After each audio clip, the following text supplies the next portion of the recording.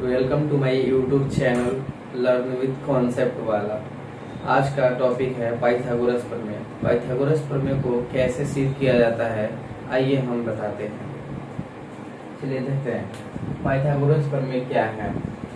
एक संपूर्ण त्रिभुज के कर्ण का वर्ग अन्य शेष दो भुजाओं के वर्गों के योगफल के बराबर होता है। सबसे पहले कि संपूर्ण त्रिभुज में ही पाइथागोरस का प्रमेय लागू होगा। पाइथागोरस प्रमेय सिर्फ संपूर्ण त्रिभुज पर ही लागू होता है। अब संपूर्ण त्रिभुज के बारे में थोड़ा सा समझ लेते हैं। देखिए एक फिगर बनाया है त्रिभुज का, जो संपूर्ण त्रिभुज है जिसका नामकरण किया है ए बी सी। इसमें कोण भी 90 डिग्री है, कोण भी 90 डिग्री है। अब देखिए 90 डिग्री के सामने वाले भुजा, 90 डिग्री के सामने वाले भुजा को कर्ण कहते हैं, यानी एसी कर्ण है। और देखिए ए बी लंब है, बीसी आधार है। इसको आधार, इसको कर्ण, इसको लंब बोलते हैं। ठीक है, एसी को कर्ण, ए बी को लंब, बीसी को आधार। ठीक है, अब आइए देखते हैं क्या दिया। एक संपूर्ण त्रिभुज के कर्ण का वर्ग अन्य शेष दो भुजाओं के वर्गों के योगफल के बराबर होता है। सबसे पहले देख लेते हैं क्या दिया है। तो एक संपूर्ण त्रिभुज है ए बी सी। ठीक है, त्रिभुज ए बी सी एक संपूर्ण त्रिभुज है जिसमें कोण भी 90 डिग्री है। त्रिभुज ए बी सी एक संपूर्ण त्रिभुज है जिसमें कोण भी 90 डिग्री है। देखिए ये कोण 90 डिग्री का है। अब देखिए इस कथन के अनुसार एक हम लोग इक्वेशन निकालेंगे, ए सी स्क्वायर बराबर A B square plus B C square. ये कैसे निकलता है देखिए, इसमें क्या बोला है, एक संपूर्ण त्रिभुज के कर्ण, एक संपूर्ण त्रिभुज हो गया, कर्ण क्या है ए सी, कर्ण का वर्ग बोला है, कर्ण का वर्ग ए सी का वर्ग यानी ए सी का वर्ग बराबर है अन्य शेष दो भुजाओं के वर्गों के योगफल। ये भुजा के वर्गों के योगफल के बराबर होता है। अब चलिए इसको कैसे सिद्ध किया जाता है हम समझते हैं। एक अपने मन से रचना करेंगे, अपने मन से नहीं, कोई भी किसी भी चीज को सिद्ध करने के लिए प्रमाण की आवश्यकता होती है। इसलिए हम एक रचना करेंगे जिसमें संपूर्ण त्रिभुज एबीसी में एक रचना कर रहे हैं। देखिए यहाँ से एक लंब खींचेंगे, डी हो जाएगा। ठीक है, इसको मिटा देते हैं समझने में आसानी होगी। ठीक है, यहाँ पे ये दोनों 90 डिग्री का हो जाए, ये 90 डिग्री, ये 90 डिग्री। अब क्या हो जाएगा, रचना में क्या लिखेंगे, बीडी लंब एसी पर खींचा गया। ये बीडी है जो लंब है, किस पे खींचा गया है, एसी पर। ये जो बीडी है लंब है, बीडी लंब है जो एसी पर खींचा गया है। अब देखिए प्रमाण में देखिए, प्रमाण में देखिए त्रिभुज लेंगे ए डी बी, त्रिभुज ए डी बी तथा त्रिभुज A B C, A D B A B C. ठीक है, में अब देखिए क्या करते हैं, त्रिभुज एडीबी में, त्रिभुज एबीसी में संपूर्ण कौन है। देखिए त्रिभुज एडीबी यहाँ पे है, यहाँ पे एक फिगर के माध्यम से समझ लेते हैं।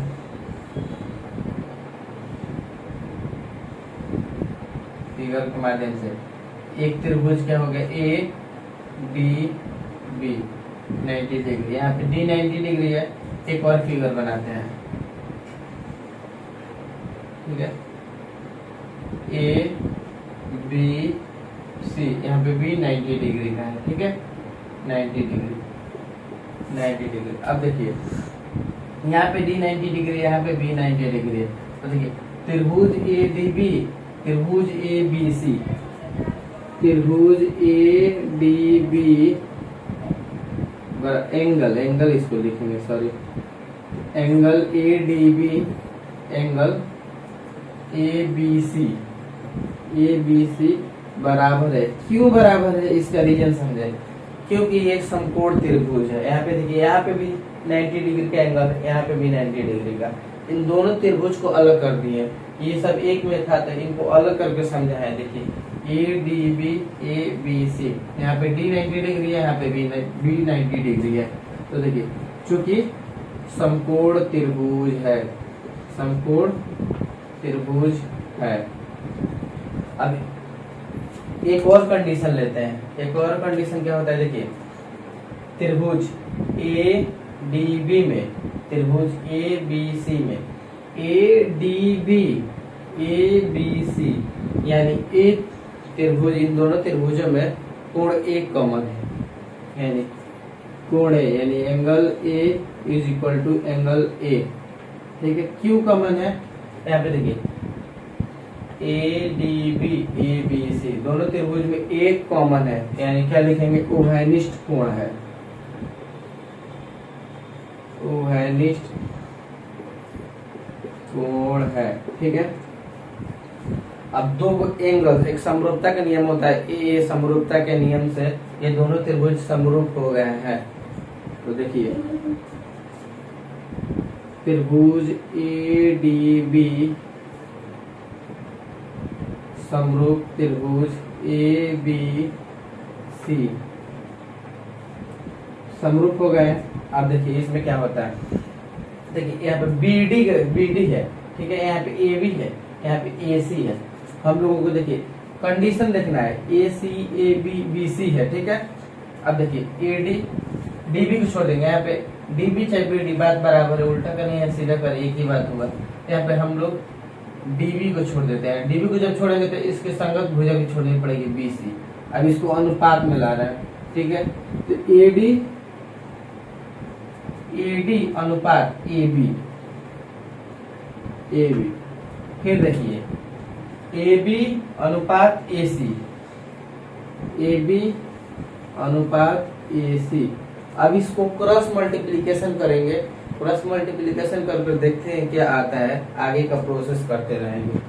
AD into AC, AD into AC, AB into AB, AB का स्क्वायर हो जाएगा, ठीक है, AB का स्क्वायर हो जाएगा। इसको इक्वेशन 1 मान लेते हैं, ठीक है, इसको इक्वेशन 1 मान लेंगे। हम लोगों का आधा काम हो चुका है और आधा काम करना बाकी है। चलिए आधा काम फिर करते हैं। अब देखिए पुनः अब देखिए त्रिभुज क्या लेंगे, BDC, त्रिभुज BDC तथा त्रिभुज ABC, त्रिभुज ABC में।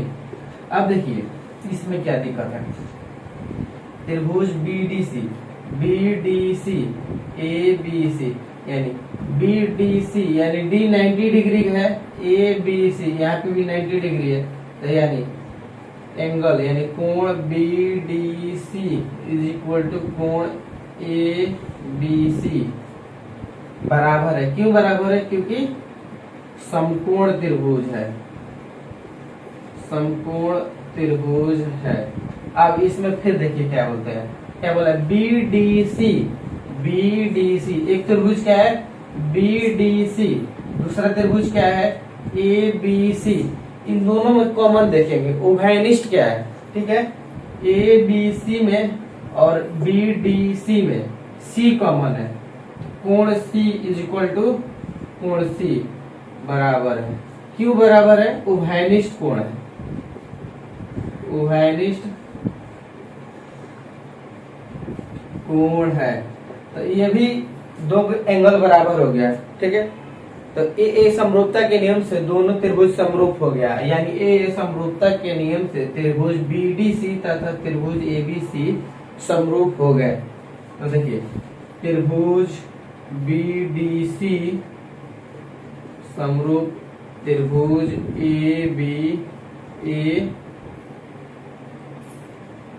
ABC, ठीक है। अब देखिए यहाँ पे भी एक चित्र के माध्यम से समझेंगे, चित्र यहाँ पे बना लेते हैं, ठीक है। क्या बोला BD, यहाँ पे देखिए, यहाँ पे देखिए क्या BDC एक त्रिभुज क्या है एक त्रिभुज है ए बी सी, ठीक है। अब इसमें देखिए आपको क्या है, किस चीज का जरूरत है। यहाँ पे बीडी का जरूरत नहीं है, यहाँ पे बीडी है ना, तो इसको छोड़ देंगे हम लोग। ये 90 डिग्री है, ये भी 90 डिग्री है, तो जब इसको छोड़ेंगे तो इसको भी छोड़ना पड़ेगा, इसको छोड़ देंगे, ठीक है। अब देखिए क्या लेंगे, BC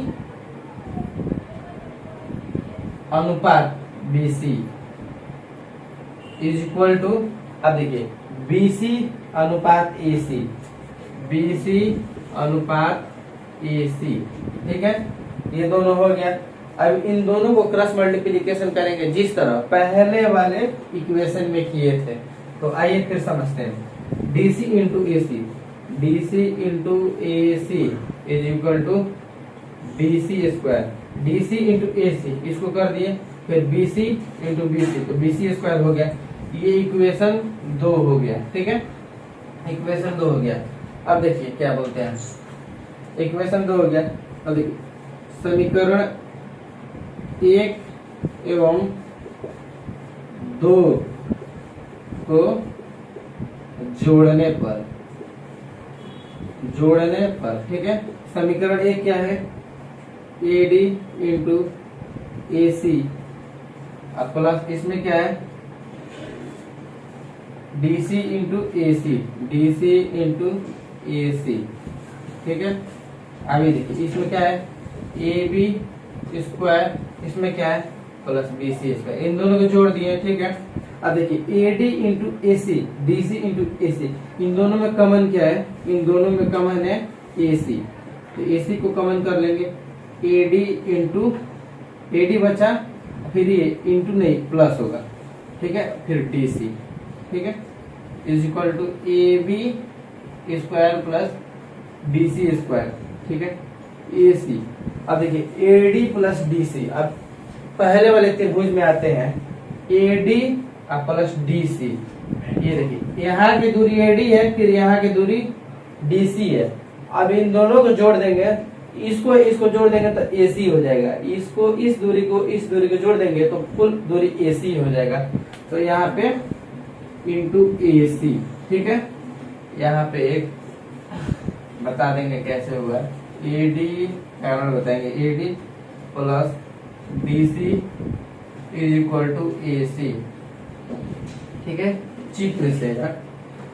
फिर is equal to AB square plus BC square, ठीक है। अब AC इंटू AC यानी AC इंटू AC स्क्वायर हो जाएगा, AC स्क्वायर, AB स्क्वायर पहले ही से है, AB square plus BC square, ठीक है। इसको अगर यहाँ पे नहीं दिखाई दे रहा है तो देखिए यहाँ पे लिख देते हैं, यहाँ पे, ठीक है।